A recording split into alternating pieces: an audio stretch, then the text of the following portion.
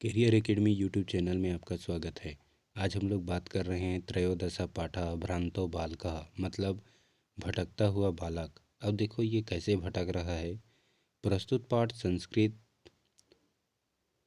पुराण पाठावली नामक ग्रंथ से लिया गया है। इसमें एक ऐसे बालक का चित्रण किया गया है जिसका मन अध्ययन की अपेक्षा खेलकूद में ज़्यादा रहता है ना।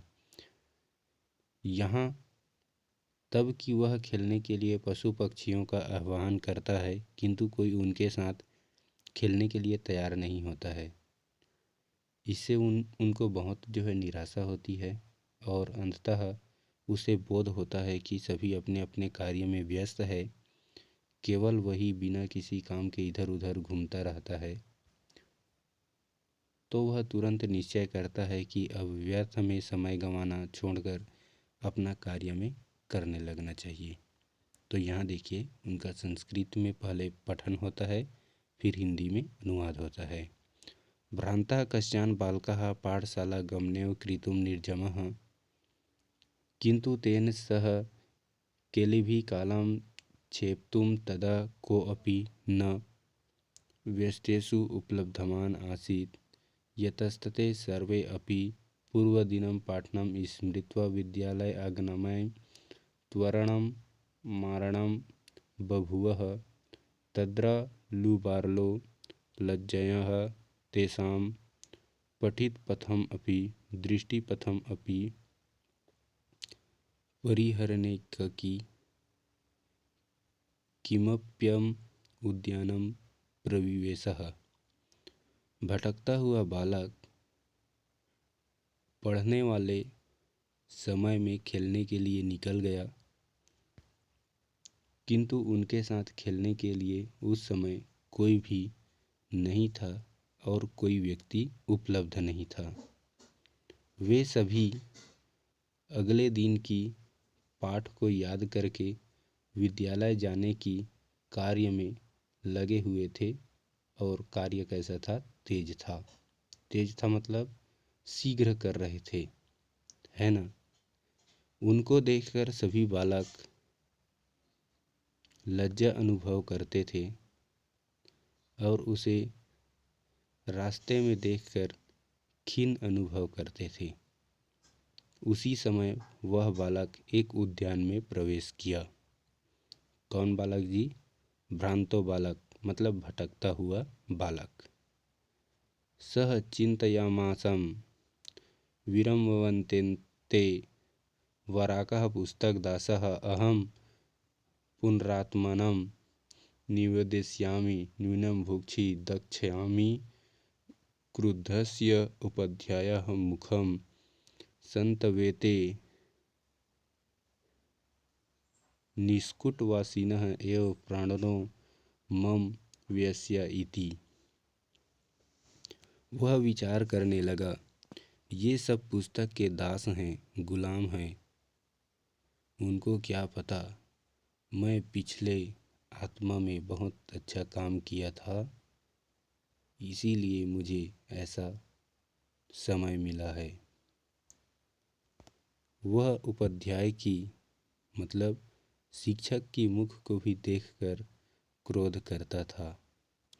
सभी प्राणी निष्ठुर हैं, मेरे साथ कोई खेलने नहीं आते, ऐसा उसने विचार किया। फिर आगे क्या हुआ देखिए।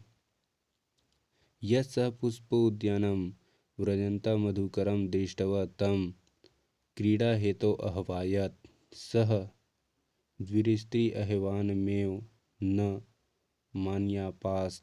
ततो भूयो भूयः हठमाचरितः बोलो सहयपि वयम ही मधुसंग्रह इति। वह पुष्प उद्यान में जाकर मधुमक्खियों को देखकर खेलने के लिए बुलाया और बार बार चिल्लाने लगे। उनकी यह हठी स्वभाव को देखकर मधुमक्खी बोले, हम मधु संग्रहण करने में व्यस्त हैं, मतलब मधु इकट्ठा कर रहे हैं, ऐसा उन्होंने बोला। तदा सः बालः कृतमनेन मिथ्यानिर्गितेन कीटेन इत्योन्यपो दत्तदृष्टिश्च चटकमेव चटकवा तीक्ष्णशालका दीमा दानदं पश्चात् उवाच च यही चटकापोत मनुष्यस्य मम मित्रं भविष्यति अहि क्रीडावः त्यज्य शुष्कमेतत् तृणं स्वादुनि भक्षकं लानि ते दास्यामि इति। सः तु नीडः कार्यो बट दृशाख्यां दधामि कार्येण इत्युक्तः स्वकर्मवर्गयो बभूव। तब वह बालक ने उनको मिथ्या कह के, झूठी कह के नकार दिया और इधर उनकी नज़र एक चिड़िया पर पड़ी जो अपने चोंच से सूखी हुई तिनका उठा रही थी। उनको देखकर वह बोला, हे चिड़ियों हे चिड़ियों मतलब मनुष्य का मित्र होंगे या बनेंगे, मैं भी खेलना चाहता हूँ। इस सूखे तिनकों को छोड़ दो, मैं तुम्हें स्वादयुक्त भोजन दूंगा। ऐसा कहकर वह बालक बोलने लगा। तब चिड़िया ने बोला, सह तू निडह, हमें नहीं चाहिए स्वादयुक्त, हम घोंसले बनाने की कार्य में लगे हुए हैं, हम अपना कर्म कर रहे हैं, हम अपना कार्य कर रहे हैं। तदा खिन्नो बालकः एते पक्षिणो मनुषेषु नोपगच्छन्ति तद अन्वेषपर्यन्तं मनुषोचितः विनोदयति दारमिति परिक्रम्य पालयमानं कमपि श्वानं वालोक्यात् वृतो बालस्तमित्थं सम्बोधयामास।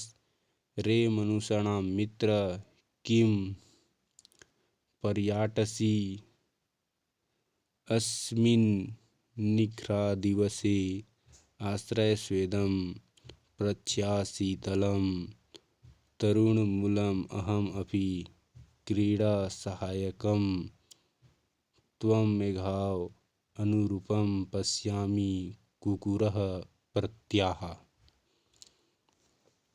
तब वह दुखी होकर बालक पक्षी की मनुष्य के साथ न आने पर दुखी होकर बालक खिन्न हो गया।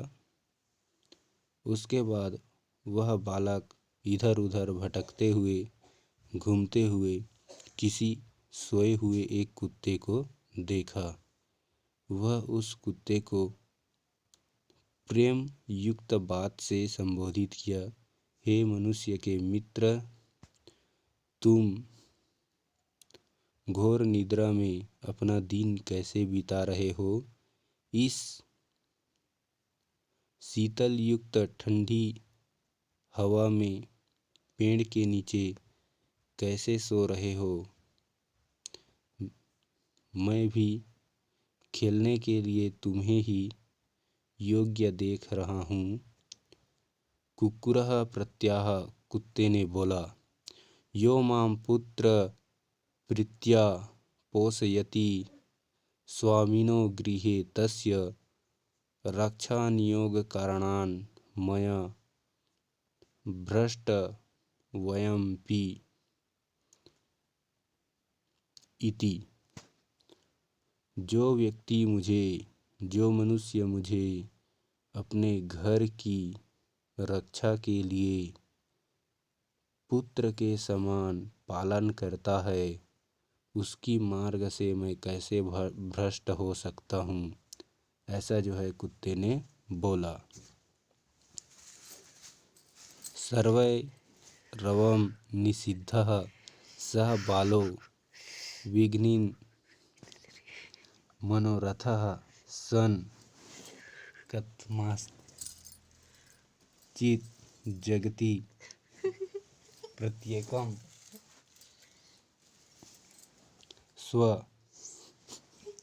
स्वकृत्ये निमग्नो भवति न कोऽह्वयम् अपि मम वृथा कालक्षेपं सहते नम एतेभ्यः